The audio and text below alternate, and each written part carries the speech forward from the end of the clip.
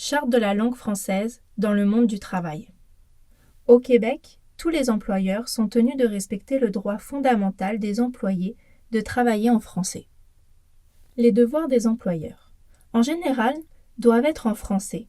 Les offres d'emploi ou les promotions, les formulaires de demande d'emploi, les conventions collectives, toute autre communication rédigée par l'employeur qui s'adresse au personnel. Attention, l'employeur peut rédiger toute communication dans une autre langue pourvu qu'elle soit disponible en français de façon au moins équivalente. Les devoirs des employeurs vis-à-vis du personnel. Top 5 des questions les plus posées. Est-ce que toutes les entreprises du Québec doivent appliquer un programme de francisation? Non. Selon la Charte de la langue française, toutes les entreprises de plus de 50 employés doivent s'inscrire auprès de l'Office. Cependant, elles ne sont pas dans l'obligation d'appliquer un programme de francisation. Est-ce que l'employeur a le devoir de communiquer seulement en français avec ses employés? Non, la loi n'oblige pas un employeur de s'adresser à ses employés en français. Par contre, elle lui interdit de prendre des sanctions contre l'employé si elle ou il n'est pas en mesure de le comprendre. Quels sont les recours si une entreprise ne respecte pas la loi 101 au travail? L'employé peut s'adresser au tribunal administratif du travail, TAT, dans un délai de 30 jours. Le TAT peut ordonner des mesures correctives le cas échéant. Si l'employé est syndiqué, elle ou il doit s'adresser à l'arbitre des griefs. Quelles sont les règles à suivre concernant les logiciels mis à la disposition du personnel dans les entreprises au Québec?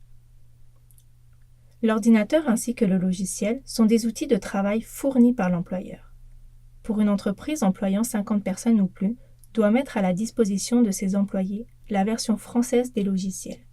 Quelles obligations une entreprise étrangère qui s'établit au Québec doit-elle respecter à l'égard de son personnel? Chaque entreprise doit savoir que les travailleurs et les travailleuses ont le droit d'exercer leur activité en français. Par ailleurs, elle est tenue aux mêmes obligations que les entreprises du Québec.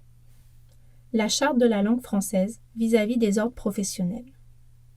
Les ordres professionnels utilisent le français dans les communications écrites avec l'ensemble de leurs membres. Ils peuvent toutefois répondre dans la langue de l'interlocuteur lorsqu'il s'agit d'un membre en particulier. Les membres des ordres professionnels doivent fournir en français et sans frais de traduction à toute personne qui fait appel à leur service et qui leur en fait la demande, tout avis, opinion, rapport, expertise ou autre document qu'ils rédigent et qui la concerne. Cette demande peut être faite à tout moment.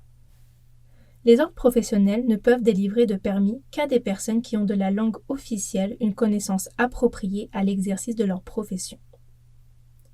Une personne est réputée avoir cette connaissance si elle a suivi à temps plein au moins 3 années d'enseignement de niveau secondaire ou postsecondaire dispensé en français. Elle a réussi les examens de français langue maternelle de la 4e ou de la 5e année de cours secondaire.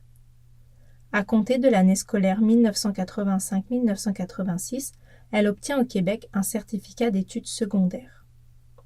Dans les autres cas, une personne doit obtenir une attestation délivrée par l'Office québécois de la langue française ou détenir une attestation définie comme équivalente par règlement du gouvernement. Si vous désirez de plus amples informations concernant le sujet, nous vous invitons à aller naviguer sur les sites ci-dessous. Nous vous souhaitons une belle réussite professionnelle en français.